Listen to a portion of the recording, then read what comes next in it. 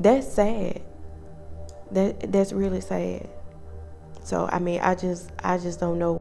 I understand people have breaking points, but not to the point where you want to end someone's life, because once they're dead. On the evening of March 27th, a lonely 36-year-old woman was ruthlessly killed after she married the same man who killed her boyfriend. The crime unfolded inside her apartment at 4704 Fairley Drive in Little Rock, Arkansas, where she was gunned down in her own living room. Responding officers rushed her to the hospital, but she did not survive. Just hours before, what began as a dispute between the two had escalated into deadly violence, and the man at the center of it all was her husband, Dandy Brown, whose history with Aduina stretched back to another act of violence that claimed her former partner's life. But this killing left behind more questions than answers and reopened a dark chapter no one thought would repeat itself. This is the life and death of Aduina Brown. Thanks for calling Duck Butter Communication, where we don't care if you owe us 3 cents, we will cut your phone off. This Keisha, what's up, pimp? What's up is y'all to cut my doggone phone off, like y'all retarded or stupid down there. Okay, ma'am, calm down, calm down. Ain't no calm down. Listen, I'm here to help you. Then help me. Say it with me, 1, 2, 3. I ain't saying nothing. Oh, I see, we got one of them. What's your name? It ain't in my name, it's in my mama name. What's your mama name? My mama name is Tamika. Dummy. And I heard that. Your mammy a dummy. On the May 16, 1986, Aduina Brown was born in Little Rock to Edwin Eugene Moore Sr. and the late Betty Jean Martin. She was the youngest among her mother's 4 children and the third out of 9 on her father's side. Growing up in a tightly bonded family, Aduina faced the harsh realities of her city's environment. Even so, she became known for her strength, kindness, and determination to move forward in life. Aduina studied at J.On. Mlecken High School, where she developed close friendships and enjoyed an active social circle. After graduation, she continued her education at the University of Arkansas Pulaski Tech, where she earned an associate's degree. Clear proof of her persistence and ambition. As she entered her professional years, Aduina first worked as a phlebotomy technician, dedicating time to build her skills in the medical field. Later, she turned her attention to business, creating her own clothing brand called Bodacious Beauty Boutique. Through it, she not only gained a loyal following, but also found meaningful ways to support and uplift people in her community. It's gonna be in a medium and a small. And it's $5. Sharika, I'm watching Shameless, girl, and I can't stop watching. It's $5.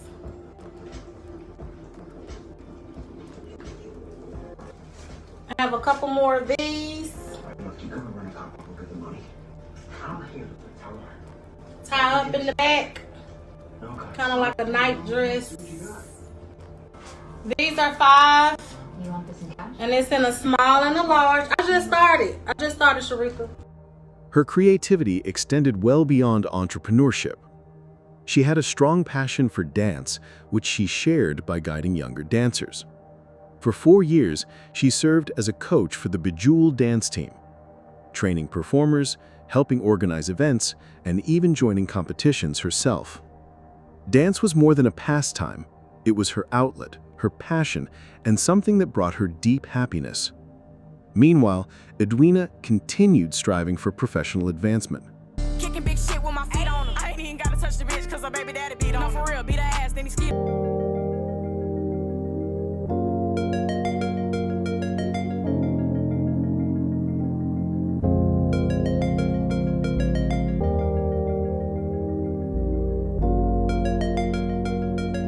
In later years, she worked at Blue Cross Blue Shield as a customer service advocate, putting in long hours to provide for her family while still pursuing her ambitions. As someone naturally outgoing, Aduina often shared pieces of her life online. What's in there wine? I feel sexy as fuck.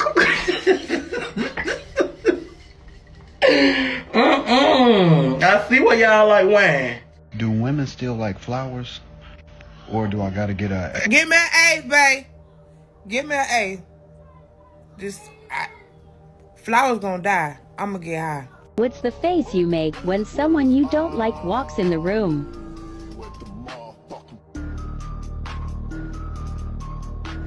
She regularly posted lighthearted skits and humorous videos that entertained her followers, making her presence on social media well-loved. Her friendly personality and openness drew people to her both in person and online.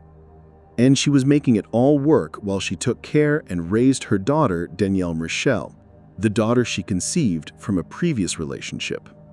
Aduina was not only living day to day, she was shaping a future, focused on improving life for herself and her child. But that course shifted after she crossed paths with one man.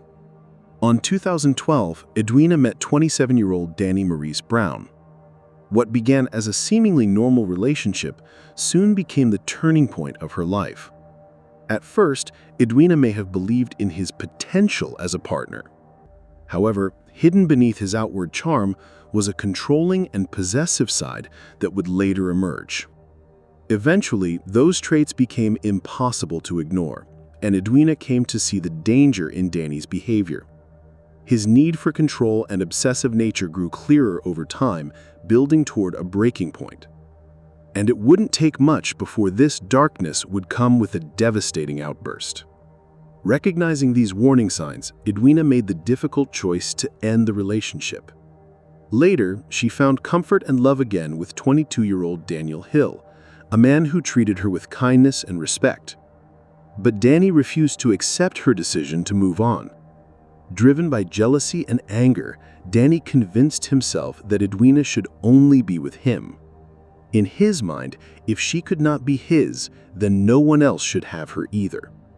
This dangerous belief pushed him to plan a violent attack that would change their lives forever. On January 3, 2012, Danny arranged for two men to ambush Aduina and Daniel. He gave the shooters clear instructions to carry out the killings, but told them to not harm the children. So we're responding right now for a report of a victim. Two gunshot victims. One's a CPR and the other one on the back and she's alert. But this one, this is a CPR right now. Okay.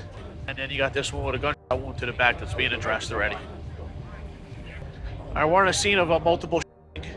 We have two gunshot victims. One's in the ambulance being treated by the EMTs and the paramedics. And the second victim's being treated by the fire department, and we're waiting. The second ambulance is on the way here now. Paramedics on scene, they're assessing it, and they're treating both victims at this time. Is he stable? Yeah. Okay. Bullet's sitting right here at the front of it. All right. At that time, Aduina and Daniel had only been together for a short while when tragedy struck.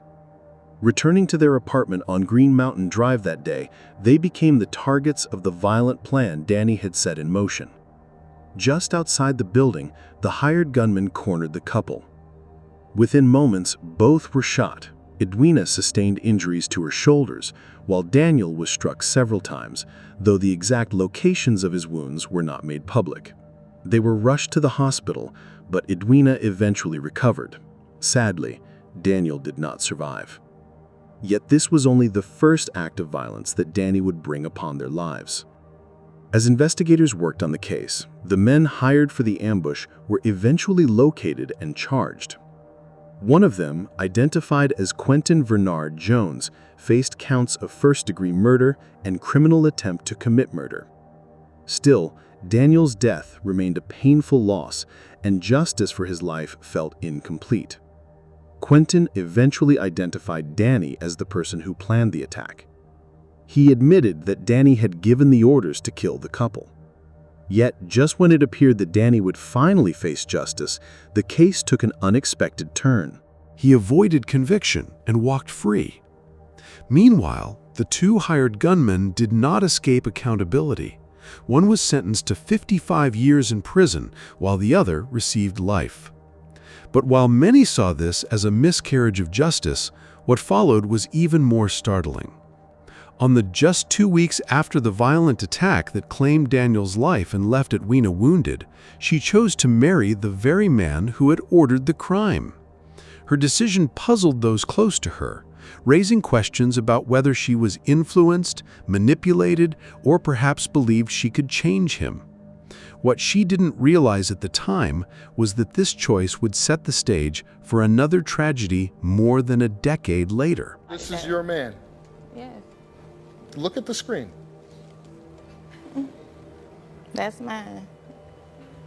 And That's what you're going to settle for. I'm gonna stick beside him. For nearly 11 years, Aduina and Danny lived together as husband and wife. Their life carried on as though the deadly events of 2012 had never taken place. During this time, they also welcomed a son, whom they named Danny Maurice Brown III. The couple often appeared on social media, posting lighthearted skits that portrayed them as a cheerful family.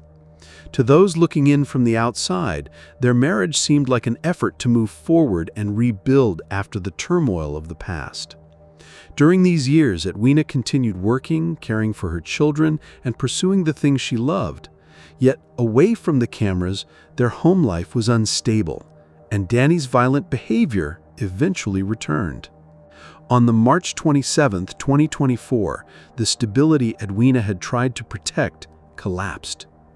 The day began normally, but by the afternoon, tensions between the two started to rise. Around 4 p.m., Danny Brown arrived at Aduina's residence on 4704 Fairley Drive in Little Rock, Arkansas, where she had been living apart from him. What began as a routine disagreement soon escalated into something far more dangerous, until Danny finally lost control. As the argument intensified, his anger reached a breaking point. Verbal disputes turned into threats, and the threats quickly became physical. Danny pulled out a gun and shot Aduina. In seconds, she was once again betrayed by the man she had once forgiven, the same man who had already tried to end her life more than a decade earlier. Immediately after the shooting, Danny fled the scene in an attempt to escape responsibility. When officers arrived, they found Aduina still alive but gravely wounded. She was rushed to a nearby hospital where medical teams worked to save her. Despite their efforts, Aduina did not survive her injuries. The person she had once trusted and given another chance had ultimately taken her life. Reports and news of Aduina's killing spread quickly, and investigators wasted no time naming Danny Brown as the suspect. Police warned the public that he was armed and dangerous and urged people not to approach him. For more than a week, Danny avoided capture while officers searched for him. The U.S. Marshals soon joined the effort to bring him in, but as the manhunt intensified, Danny made a move that surprised many. In an attempt to delay arrest, he contacted police himself and hinted at what he might do if cornered by authorities. On March 27th, around 4 in the afternoon, police say Danny Brown went to his estranged wife's house on Fairley Drive in Little Rock. The information we have is that Danny Brown entered the house. I guess maybe an argument ensued. He allegedly shot his wife. It's been over a week since that happened, and police are looking to get Brown behind bars, including the U.S. Marshal's office, who has been asked to help. Well, of course, we want to do this as safely as possible. We don't want anyone to get hurt, including Danny Brown. Preferably, we'd rather Danny Brown just turn himself in, do the right thing. Police have gotten close to arresting him, but they say he's made it clear he will not be taken in quietly. One of our biggest tips, I guess, came from Danny Brown himself. He actually called the Little Rock Police Department, gave a statement to them, and then made the statement that he would basically either harm himself or harm others if he was ever cornered by, anyone, especially law enforcement. If you see Danny Brown or know where he is, police ask that you not approach him because he is considered armed and dangerous. You should call the U.S. Marshal's office instead. Despite these threats, weeks passed with him still managing to stay out of reach. But eventually the search closed in on him. On April 5, 2024, U.S. Marshals located Danny at an apartment complex in Dallas, Texas. When officers surrounded the area, he tried one last time to escape by running toward a balcony. But as he looked down, he saw officers waiting below. With no way out, Danny realized he could not flee again. he surrendered, raising his hands without resistance. After his arrest, Danny was returned to Arkansas to face charges. He is now indicted for capital murder in the death of his wife, Aduina Brown. The same man who once avoided accountability after arranging a deadly attack was finally behind bars, though the fight for justice was not yet finished. At present, Danny is awaiting trial. His arrest gave some relief to those mourning Aduina, though the loss of a mother, a friend, and a community member still weighed heavily. The legal process ahead will decide if he is held responsible for his actions or if another gap in the system allows him to escape punishment once more. On the April 15, 2023, loved ones gathered at Williams Temple in Little Rock, Arkansas, to honor Aduina's life. The atmosphere was heavy with sorrow and disbelief as friends and family remembered the joy she brought them while also grieving the loss of a future cut short. Her case left the community confronting the harsh reality of what happens when abuse and violence are left unchecked.